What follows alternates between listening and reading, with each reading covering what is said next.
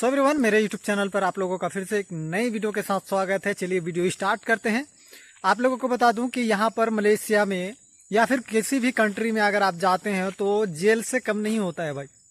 अगर आपका अच्छा साइड रहते हैं या तो फिर अच्छा जगह रहते हैं तो फिर बहुत अच्छा है। लेकिन अगर आपका साइड अच्छा नहीं रहता है या तो फिर मतलब कंपनी अच्छा नहीं रहता है तो फिर आपका विदेश का लाइफ जेल से भी कम नहीं होता है। क्योंकि यहाँ पर आपका मन मर्जी के हिसाब से हो या कैसे भी हो, आप घर नहीं जा सकते हैं। मेन बात यह है कि लोग यहाँ पर आने के बाद यहाँ का कोई कंपनी हो या कोई बॉस हो, इतना ज़्यादा मतलब बहुत ही बेकार होता है और बहुत ही घटिया होता है। क्योंकि यहाँ पर बहुत सारे वर्कर आते हैं।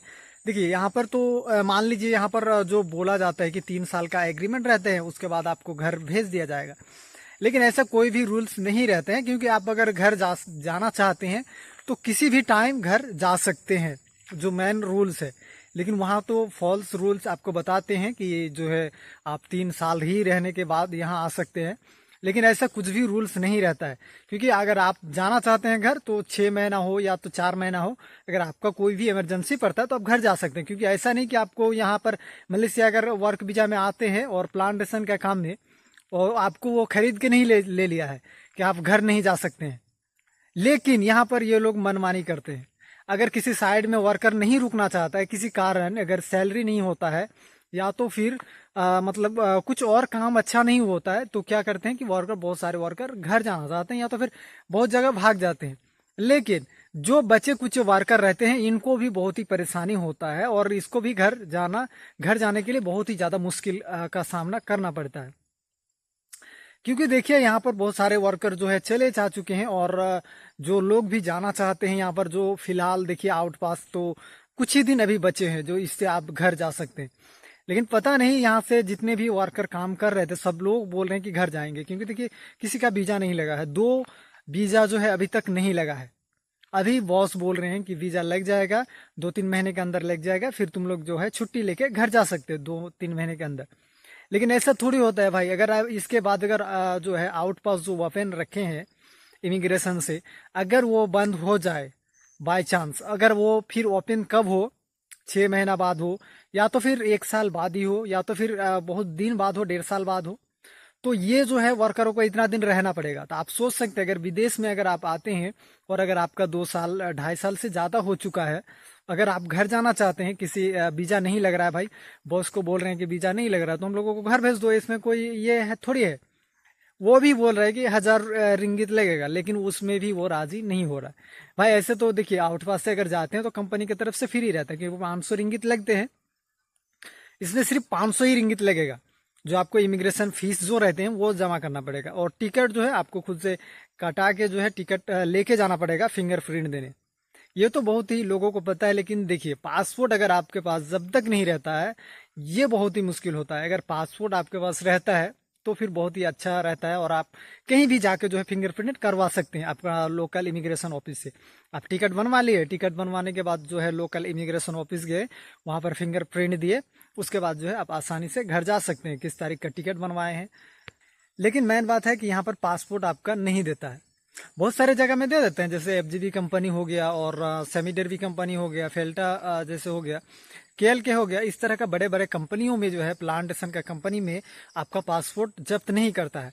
लेकिन अगर आपका पासपोर्ट बहुत सारे लोकल कंपनी में अगर आप आ जाते हैं तो आपका पासपोर्ट जब्त कर लेता है भाई। आप मलेशिया में प्लांटेशन वर्करों का जो है अगर पासपोर्ट जब्त कर लेगा, और अगर बार बार आपका पासपोर्ट में 2 वीजा नहीं लगते हैं, अगर 2 वीजा नहीं लगेगा तो फिर आप किस कारण किस तरह जाएंगे घर, क्योंकि पासपोर्ट आपके पास है नहीं। अगर आप किसी भी परिस्थिति में अगर बोलते हैं कि मुझे घर में बहुत ही ज़्यादा दिक्कत है, तो भी नहीं छोड़ता है।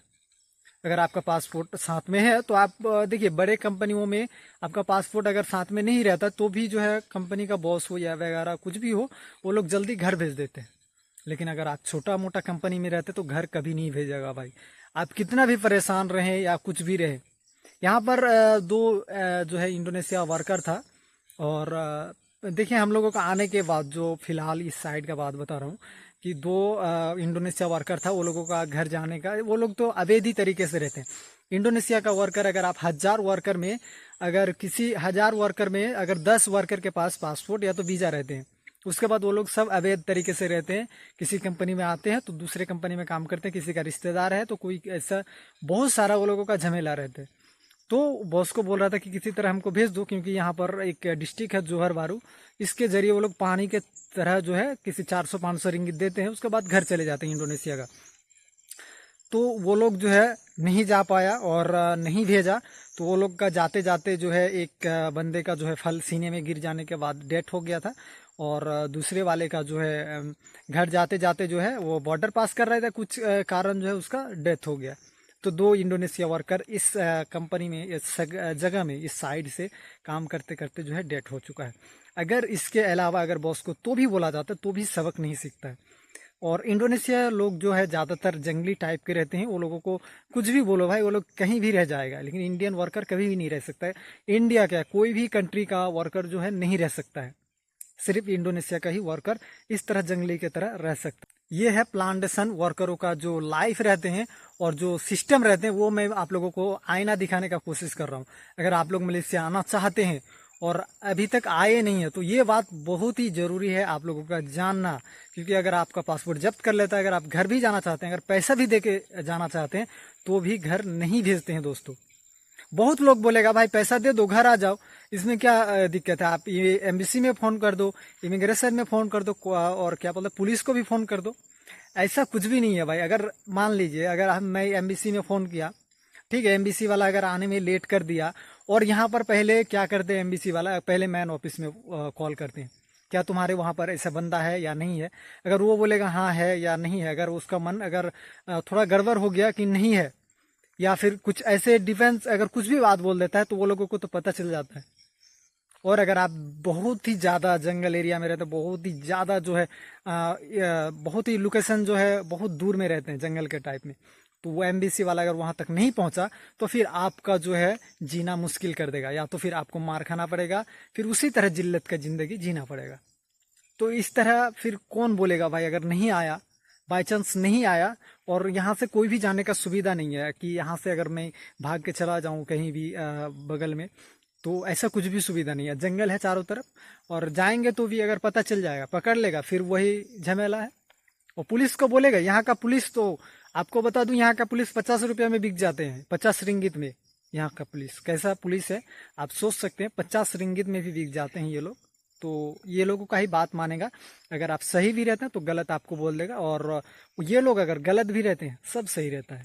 ऐसा अगर रहता ना भाई कि एम्बेसी वाले अगर सब कुछ मदद कर देता, या तो यहाँ का पुलिस भी बहुत ज़्यादा मदद कर देता, तो फिर कोई भी बेकसूर या कोई भी जो है वर्कर जो है कंपनी से तंग होके नहीं भागता, और ना ही कोई जेल जाता। सबको पता रहता है, जो विदेश कंट्री में आते हैं सबको पता रहता है। लेकिन यहाँ का बॉस लोग हो या पुलिस भी हो, सब गद्दार करते हैं, और जो जाके जेल में डालते हैं प्रवासी को और विदेश का मजदूरों को। इसीलिए बहुत लोग फंसे हुए हैं और बहुत ही दिक्कत कर रहे हैं। तो चलिए दोस्तों, इसी तरह फिर नए वीडियो में आप लोगों को अच्छी बातें बताता रहूँगा मलेशिया के बारे में।